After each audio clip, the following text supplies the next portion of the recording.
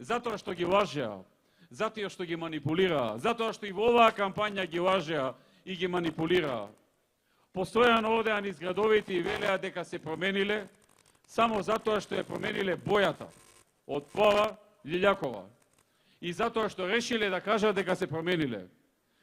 Се обидуваа да ги украдат нашите поранешни слогани за промени и првиот слоган што јас го имав кога станав претседател на ВМРО ДПМН е нов почеток. Меѓутоа, само со слогани и со боја не може да се испрати вистинската порака.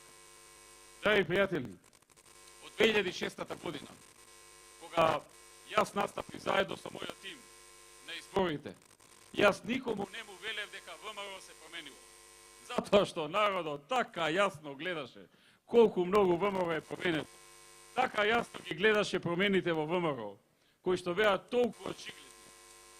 За несреќа отидоа и до скршени прозори, и до собирања, и до што ли не, што немаше потреба на народот да му објаснувам дека ВМРО ДПМН е комплетно променето. Народот тоа го знаеше, народот тоа го процени, на народот тоа му се виде позитивно и ја даде поддршката. Ниту викавме се променивме, ниту вака, ниту онака. Го гледам Зоран Заев, повторно е неискрен со луѓето.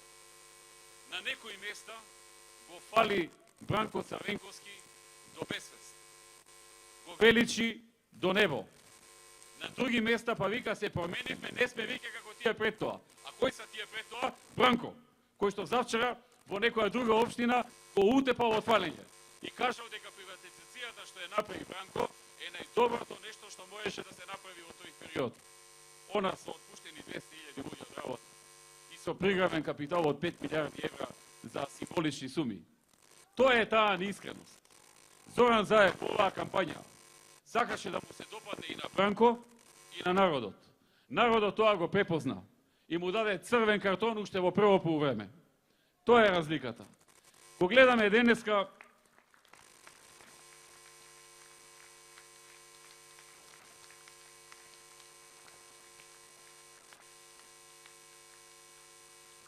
и гледам во вчерашната изјава, драги пријатели, гледам колку го поценува народот. Како не може да разберам како е можно на еден ваков резултат, на една вака јасно изразена волја, да не ја сватат пораката. Тоа е силно ниво на ароганција. На толку силно изразена волја на мнозинството граѓани, да излезе и да каже дека тој кога одел по општини, по градови и по села, многу убаво го пречекувале и многу убаво се поздравувале со него, се разбира неговите партиски активисти, и дека тоа му е основа да каже дека изборите не биле регуларни и дека нема слобода и не биле слободни и фер. Па што да ви кажам, драги пријатели?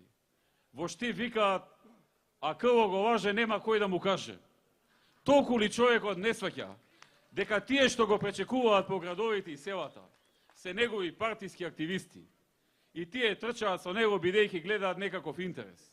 Што не излезе да прошета без нив меѓу народот, па да си го види и рейтингот, да си ја види и довербата, да си ја види и поддршката. Со кој памет човек што размислува и претендира да биде премиер, излегува и кажува изборите не беа фер и демократски, бидејќи ја 2 недели скитам од град во град и сегде многу убаво пречекуваат. Вакво нешто до сега не сме забележале во политичката историја. Еве вака нов придонес за политичката наука. Да забележат во книгите какви луѓе има и како ја поимаат политиката. Па Заев, луѓето се културни и да не се за тебе, ќе застанат, ќе те поздрават, а да не збориме за твоите партиски активисти. Има милион начини да се процени дали ја имаш поддршката или не, а не дали некој на улица ќе те поздрави или нема да те поздрави. Луѓето се културни, македонците